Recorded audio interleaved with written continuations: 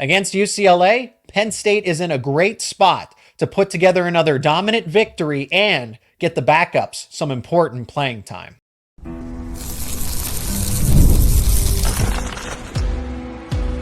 You are Locked On Nittany Lions, your daily podcast on the Penn State Nittany Lions. Part of the Locked On Podcast Network, your team every day. UCLA has played one of the toughest schedules to this point, and it doesn't get any easier with Penn State looming this Saturday. This is a Locked On crossover episode with Locked On Nittany Lions and Locked On UCLA. I am Zach Seyko. He is Zach Anderson-Yoxsimer, and we are talking about Penn State versus UCLA, looking at this game in depth. Today's episode is brought to you by FanDuel. Place your first $5 bet and you'll get started with $200 in bonus bets guaranteed. Visit FanDuel.com to get started. We'd appreciate it if you left a like on this crossover episode, but more importantly, let us know your thoughts down in the comments section. Key matchups you're looking at. If you have a score prediction, let us know, because we're going to tell you all of our thoughts in this preview episode. Zach of Locked On UCLA, I want to start with this. Is this a blowout type of game? Because the spread certainly indicates that it's 28.5 in favor of Penn State. UCLA is playing a noon kickoff, which would be 9 a.m. Pacific time for the Bruins. And they've, like I said, I started off the show that they've played a daunting schedule. Penn State is a college football playoff contending type of team, and UCLA has gone everywhere. They just played Oregon. But then before that, they traveled to LSU. They've been to Hawaii. Indiana put up an impressive performance against them. It just has not been good for the Bruins to this point, and it doesn't get any easier with a time slot that is 9 in the morning, essentially. Yeah, UCLA, they've tried to hit every time zone possible. I'm not sure. They might. I think by the year's end, they will have hit just about every time zone you can probably get, playing college football this year. Going to Hawaii, Pacific.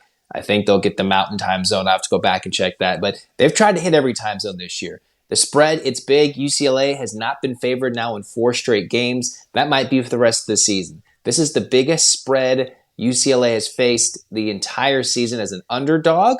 Ironically, though, I'll tell you, Zach, UCLA's covered the last couple of games as huge, huge underdogs. Yes, just don't look at the Indiana against game. Oregon. Yeah, and against LSU, barely.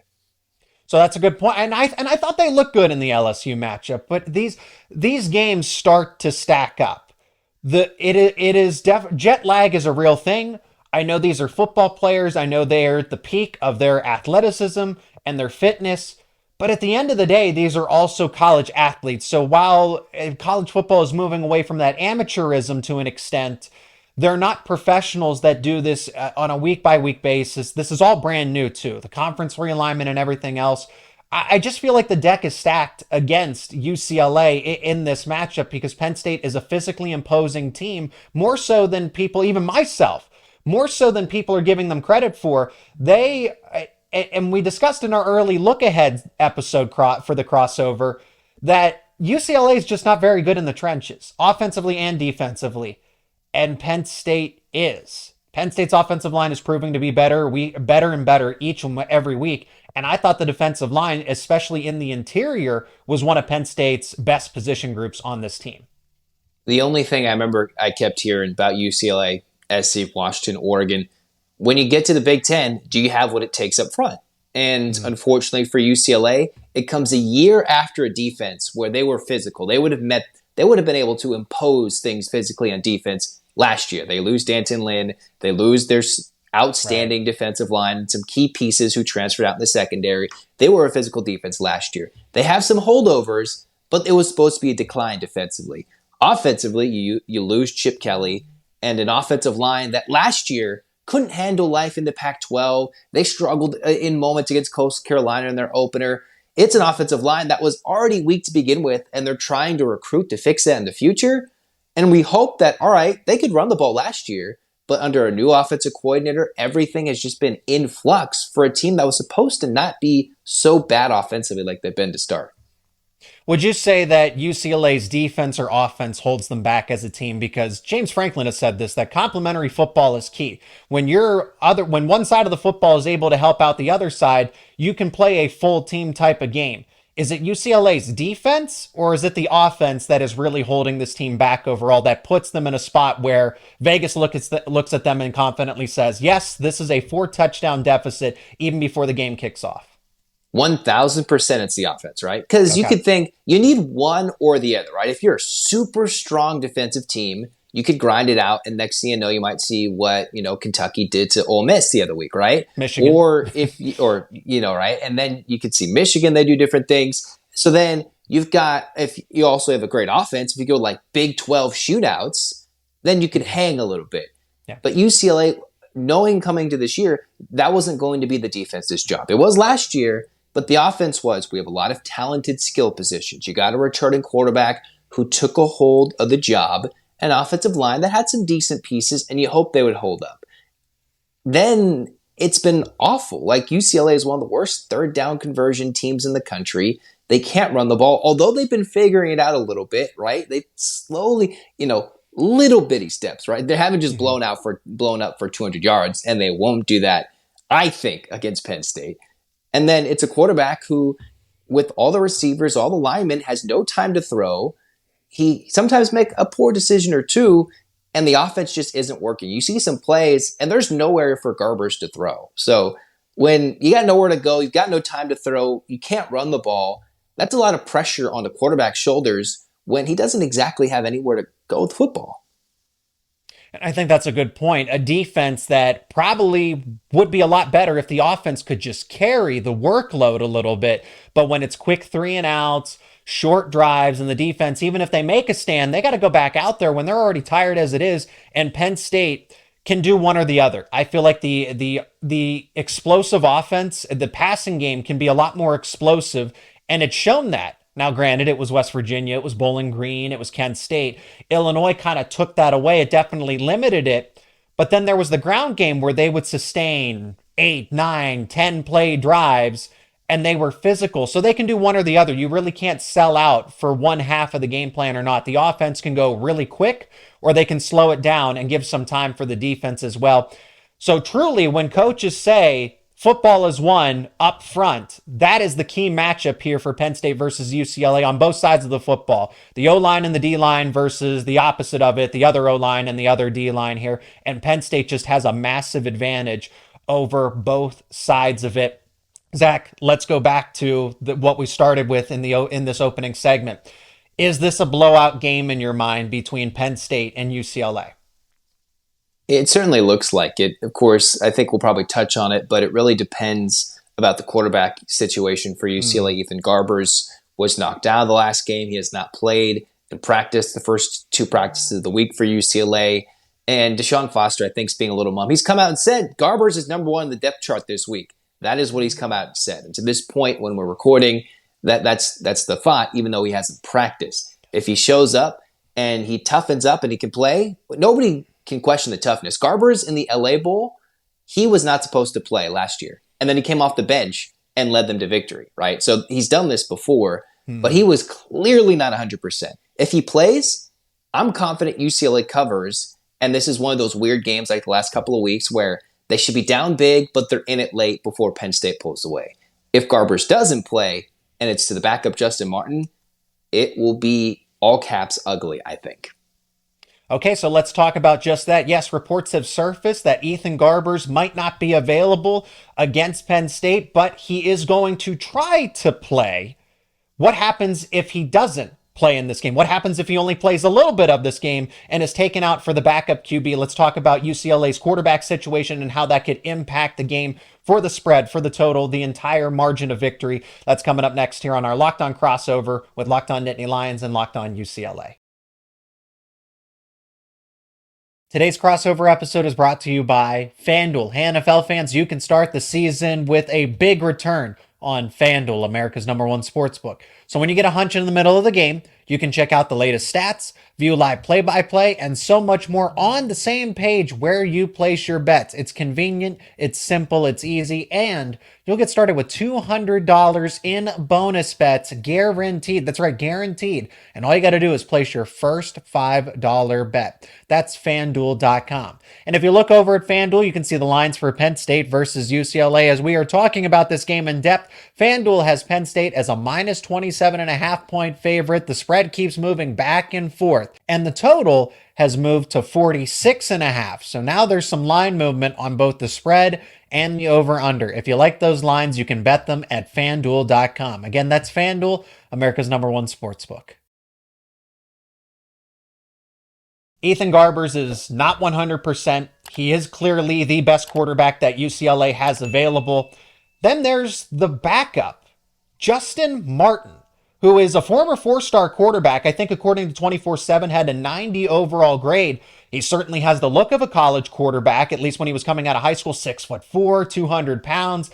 He has all the athleticism, but Zach from Locked On UCLA, you know this quarterback depth chart very well, and you have some concerns if Martin were to come into this game to replace Garbers, either to start a full 4 quarters or if he came in off of the bench if Garbers could not finish the game. It just looks like Justin Martin has a bit of happy feet, right? There's a clear gap for the UCLA depth chart. Last year, Chip Kelly was like, we've got 3 quarterbacks. And I think the late John Madden said, if you have 2 quarterbacks, you have none. Well, then UCLA had 3 last year, so they had none. Garbers eventually pulled away, and he was the best option. So that meant Martin last year was the 4th on the depth chart. Those 2 quarterbacks left because Garbers was the starter. So you're taking last year's 4th string quarterback, putting him up there, and, arguably the best passer, I think, on this team could be a Chase Griffin, and that he's just buried on the depth chart. He's the best thrower, I think, on this UCLA team, but he won't be playing. He's a smaller quarterback. It's a size thing, right? He just doesn't have the mobility behind this line. Martin does have the athleticism to move around. I'm just not sure if you face a Penn State team that just brought relentless pressure against Illinois, some of their best pressure all season, and a UCLA O-line that clearly has been dominated by LSU and was severely hurting against the Oregon defensive front. If Martin's not confident where he wants to go, I'm a little worried, right? Now, maybe UCLA can pull shades of what Arizona State did to them last year when they didn't have enough to protect, what Arizona State did to UCLA last year. Swinging gate offense, swinging gate. And it worked. And they upset UCLA to one of the most embarrassing losses I've ever seen in person in the last 20 to 30 years for UCLA. And that includes all the blowouts they've faced here or whenever, right? So what does UCLA do to nullify the Penn State pressure? They got to put Justin Martin into good situations. But they can't run the ball, so they can't help out their inexperienced quarterback. That's why I think if Martin's quarterback, it won't be pretty. And I think that you can scheme a lot of things. Eric Bieniemy is one of the best offensive coordinators purely, whether he's at the college level or the pro level. He's been on Super Bowl winning teams with the Kansas City Chiefs. He's worked with Patrick Mahomes, and you and I have discussed that, how this system might just be a little too overly complicated. So how much do you want to dumb down the system to a point to where it even helps Ethan Garbers or Justin Martin, whichever the quarterback is, and you don't really have anything to bail them out, to give Penn State headaches? Okay, so Penn State actually defends the run very well. They are currently top 5 in terms of yards per carry. So something that UCLA already struggles with, Penn State is pretty elite to defend against. And then a quarterback, so you say that comfortability, confidence is kind of the biggest key here. Can Martin, is he at least a decent passer? Let's say he's a 5-star confidence, 10 out of 10 against Penn State. He's just going to leave it all out there on the football field.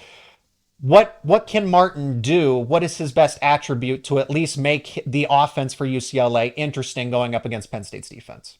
I just say his athleticism, right? He hasn't been in many games. He's coming in mop-up duty. He has had very limited action, right? When UCLA went down the depth chart to get a quarterback, when they're down to their 3rd string against ASU last year, they went to Chase Griffin over Justin Martin when they needed someone to throw the ball late. So I haven't seen him when he's throwing, whether it's against NC Central. I think he threw a pick last year in FCS, HBCU school, early in 23. He's clearly the backup because UCLA has quite a few freshmen behind him, quite a few youngsters in this quarterbacking system. The job, I think, in 25 will be given for UCLA's incoming freshman, big commit, 4-star man Iamaleava. But this is a chance for Martin, if he gets this opportunity, to solidify next year's job or realize, hey, this isn't what I'm coming out to be. I think he can move. When I've seen him throw in very limited opportunities in games, I just haven't been confident. And that was against, I think, much weaker competition. Now let's flip it over to Penn State's offense versus Penn State's defense. And Zach, I want to know your opinion on Drew Aller, because you say that you have your concerns about him, and something that we talk about, footwork with Justin Martin. Drew Aller at times, he doesn't have perfect footwork. He's been much improved compared to last season, but showed shades of the old Drew Aller from a season ago in that game against Illinois. Penn State did win by 2 touchdowns, but showed some old tendencies that I thought were in the past. But Penn State's offense, again, clear overall mismatch for UCLA's defense. One, fatigue, that's what I'm looking at. Noon kickoff, but UCLA just going through opponents like Oregon, LSU, Indiana's proving to be a lot better. The travel that is involved in all of that. And then you combine that to go up against another stout team, another physical team, when it's not, the timing is not ideal of all of this. You have to fly. If this was at UC, if this was another California game for Penn State, not USC, if this was a UCLA home game, bit of a different story, but now you got to travel again for a 6-hour plus plane ride. Penn State gets the benefit of being able to stay at home. They have most of their star players available outside of KJ Winston. Most of the guys that are going to be key contributors on this team are available. I think they're going to run the ball and be physically imposing. If the defensive line isn't able to handle it, they're just going to continue to run the football. Andy Kotelnicki said he doesn't care if he has to run the ball 60 times, if he has to throw it 60 times. They're not going to need to throw it 60 times. Penn State will run the ball effectively, and lean on a Nicholas Singleton and a Katron Allen and say, UCLA, we're going to dare you to stop this ground game. Yeah, I think we were discussing before, we're trying to look and decide how decent is this UCLA run defense, right? They're amongst the top 35 in yards per game. They're not bad. And they have a 3.5 yards per carry, which is not horrible. Mm-hmm. They faced Oregon, and when I saw an Oregon team, probably the first team all season that prides themselves on running the ball first. Rourke torched them in the air. Hawaii throws the ball. LSU really wanted to get Nussmeier out throwing the football. Oregon was the first team that said, hey, we love to throw it. We'll have our little short passes. We'll go deep. They had Tez Johnson, but we want to run the ball. And they were physical, and UCLA handled it to a point, but it was clear. You looked at the line of scrimmage, Oregon could hand it off, and they dive forward for 5 yards. Wasn't every single play, but if Penn State's going to do it over and over, by the time the game comes to an end, the Nittany Lions will probably worn down this UCLA defense if they have been on the field again and again and again if the offense isn't doing anything, right? So I think for UCLA to have a chance in this game, it's to have that first drive where you stuff the run a couple of times and force a Drew Aller mistake. But the one thing Penn State can count on is first 4 games of the season for UCLA. Every single opening drive has ended in a touchdown for the opposition. And that's a tough way to play complementary football. Yeah. And like you mentioned, if the defense continues to bend, eventually you're going to break wide open and score a touchdown after touchdown after touchdown for a Penn State team that's just going to be better rested. And we'll talk about this more in the next segment. I firmly believe that Penn State looks at this as an opportunity to continue to build out its depth, to get the backups in, to get the freshmen, because they're in a look-ahead spot where it's USC and then eventually Wisconsin and Ohio State. Those games, I'm not saying they're looking past UCLA. It's the 1-0 mentality. But I think everybody understands that USC is the tougher matchup at this point as opposed to UCLA. At the end of the day, and you mentioned that Drew Aller is going to have to make a mistake. Well, he doesn't make mistakes. He either protects he has an incompletion. He doesn't take sacks very often. He doesn't throw interceptions very often. A UCLA defense that just doesn't force turnovers as it is. So he won't take a sack because UCLA doesn't sack anybody since week 1. So he probably won't take a sack in this game either. So the wide receivers will have time to get open if they need to turn to the aerial attack. For Penn State, this is a really good matchup to fix some small things, maybe test some new things, build some depth in this game. UCLA, again, just going through the matchups that they have gone through before, another plane trip, a noon kickoff. I don't see them lasting 4 quarters. And even if Penn State does rotate some of the backups in, I still feel like to an extent UCLA is they're just gonna be gassed. They're just gonna be exhausted. Yeah,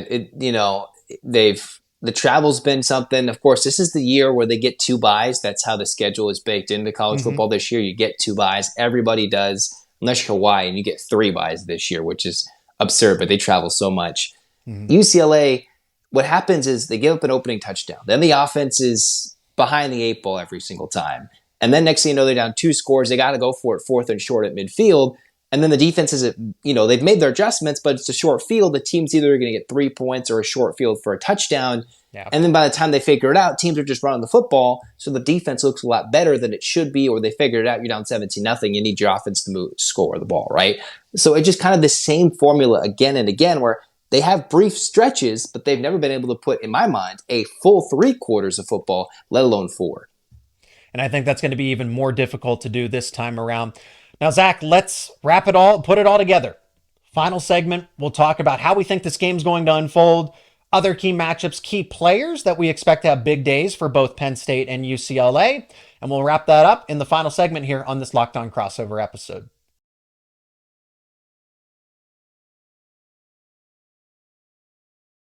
So I think Penn State wins. Penn State wins convincingly. I can't see UCLA playing a full 4 quarters here, just not the way that this aligns. And I think UCLA is better than people might give them credit for. They played the second toughest schedule according to Pro Football Focus. This is just not an ideal scenario for the Bruins. New head coach, new offensive system. Your quarterback, the UCLA's quarterback might play in the game. He might not. I don't know that he's going to finish the game regardless. If he's not 100% and Penn State's pass rush sets the tone early, I imagine that he's just going to get benched to say, hey, we still have a Big Ten conference slate and a full schedule ahead of us to where we need Garbers. Zach, if you're telling me that UCLA should not be confident in its backup quarterback, so why risk the availability of Garbers when this game is going to be out of reach, probably sooner rather than later? I look to Penn State getting in its freshman players that have a lot of potential, but just don't have the experience yet. Other backup players to preserve Penn State's starters as well. So there's that opportunity. Do you think UCLA, maybe late in the game with some of Penn State's backups, Kent State wouldn't be able to do this because I think Penn State's backups would start on that Kent State team. But UCLA, if UCLA has a lot of its starters still in and Penn State turns to its 3rd, maybe even its 4th stringers, there is an opportunity. Like you said, you're confident in a cover. I wonder if this is so far out of reach that UCLA might not be able to get that backdoor cover. It depends. I mean, it just all depends who starts at quarterback for me, right? If it's Martin, then I think UCLA is in trouble unless Penn State literally sets the alarms too late or something in the morning, right? If it's Garbers, for him to play, he's waited his whole career to play. Started at Washington, transferred, had to wait behind Dorian Thompson-Robinson, had his opportunity, then he had to flip-flop with current Oregon Duck Dante Moore because he was the 5-star freshman and Chip couldn't decide between the two. So he's like, this is my opportunity.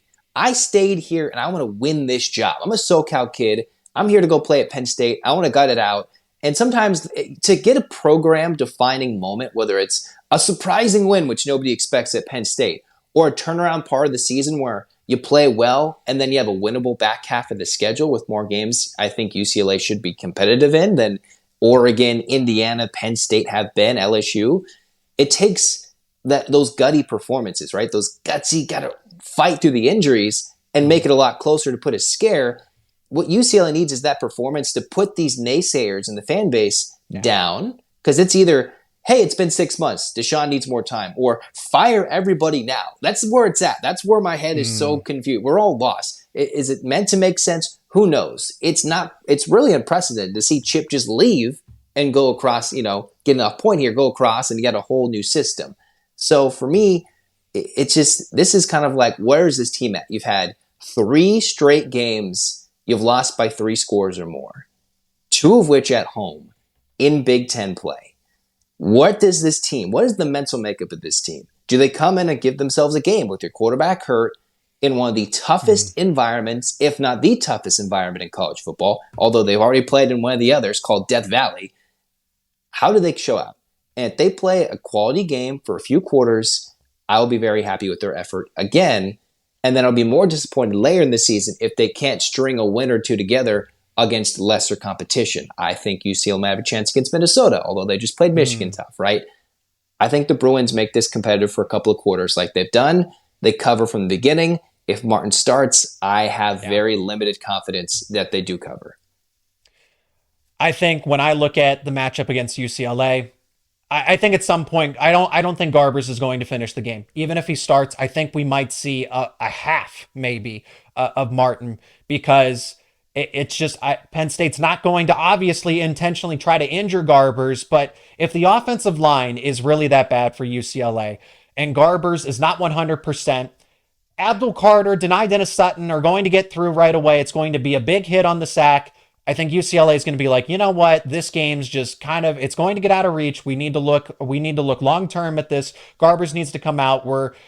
They're not going to raise the white flag, but there's almost essentially, you just have to look. There's more winnable games. There's still a full season ahead of you that you don't want to sacrifice just because you want to try to make a statement against Penn State. To move towards key players in that same tone, I'm looking at Penn State's backups, rotational players that need to establish themselves on the depth chart. I think of the true freshman safety, and Zach, you might be familiar with them, but Dejon Lane, who was had the green light. They were going to burn his red shirt right out of the gate. He needs to get that. He needs to get that extra playing time so that he's ready to go for USC, Wisconsin, Ohio State, even Washington. That 4-game stretch is going to be difficult for Penn State. I look to some of the other freshmen like a Luke Reynolds, who's at tight end, another true freshman, and Anthony Specka at linebacker. Those guys where they have depth concerns because of either injuries or just a lack of players to start this season. At tight end, linebacker, and at the safety spot in the defensive back room, those are the players that stand out to me in this game for Penn State. As far as the star players go, Nicholas Singleton and Katron Allen could easily each have 100 yards both on the ground for each of them. They're also going to play more in this game because they just had a serious injury to their third running back on the depth chart. So I don't know that they're going to turn to the other true freshman, in this case, Quentin Martin, if they don't believe that he's ready to go. So Singleton and Allen, by nature, are going to be in this game a little bit longer than they should be, and that's just going to allow them to pad the stat sheet. I wonder if Penn State gets over 300 yards in this game on the ground. It would be interesting, to see how tough this the UCLA front defensively is. I would say, looking to the Bruins defensively, they spent a lot in NAL to keep Jay Tuia out of the portal and going to Texas. Of course, you think about life in Austin right now versus life in Westwood or playing in Pasadena. That's very different. But the Bruins thought he was so important that they kept him there. And then Sharif Say, he's a guy that was a little late to getting into camp, getting cleared, transferring over, made a play when he was in the game. If he gets more runtime, maybe UCLA has a better opportunity on the D-line that just has a lot less depth this year than they had last year when they had an NFL first-rounder, twin pass rushers who are both really good. And I look at the linebacking room. You have Schlesinger, who's putting up a lot of stats, but I think the big man is Kane Medrano. Secondary for the Bruins defense, as I've said, UCLA, they want to have a chance to make this one fun early. They need to play. Well, Brian Addison made a play against his former team last week, Oregon, right? He practically knocked out a receiver, drew the ire of all the Ducks fans, and then in the same motion at the end of the half, pick six, and all of a sudden a 35-3 game turned into a 28-10 game at the half, and it was weird. But the secondary needs to make a play if they want to make this one fun. So Addison is my look at for UCLA secondary. And then offensively, it really depends on who's the quarterback and if the offensive line can play better or they do something to mask the talent disparity, the physical presence that they're just missing up front. Can they use that with some athleticism of a probably hobbling quarterback or the more athletic Martin? It'll be interesting to see how many points Penn State can put up in this game. I think Penn State easily scores 30. Can they push it to that 40-point total? And then can UCLA even get to double digits? That's kind of, I look at games, Zach, and I say, okay, can this team score 10? Can they score 20? Can they score 30? Can they score 40? And that's where I kind of put it at for Penn State. For UCLA, can they score 10? Well, I don't know. I feel like they need a couple breaks to go their way. But I think I think we've had a good all-around discussion to pinpoint every major discussion point in this game of how it will unfold. UCLA is just in a different circumstance versus Penn State. And at the end of the day, I think it's just unfortunate timing for the Bruins because I do believe that they're better. I do believe that they will surprise some teams in that final stretch of the season.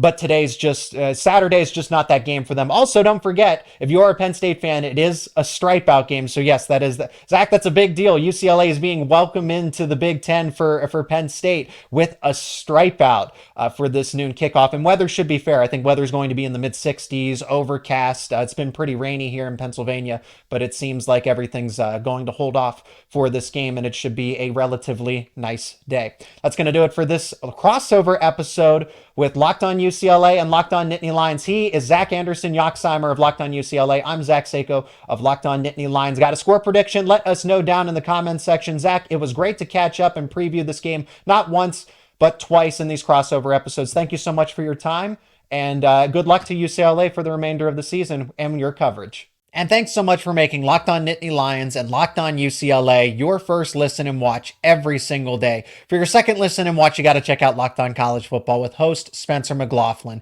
Game recaps, game previews, discussing the latest news, analysis throughout the week to get you ready for that latest slate of college football games. That's why it's called Locked On College Football. It's available on YouTube and wherever you get your podcasts, part of the Locked On Podcast Network, your team every day.